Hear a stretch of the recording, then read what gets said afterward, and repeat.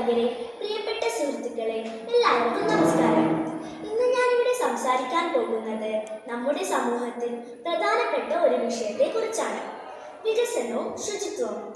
വികസനം എന്ന് കേൾക്കുമ്പോൾ തന്നെ റോഡുകൾ, പാലങ്ങൾ, സ്കൂളുകൾ, ആശുപത്രികൾ തുടങ്ങിയവയുടെ വളർച്ചയാണ് നമുക്ക് ആദ്യം തന്നെ ഓർമ്മ വരുന്നത്.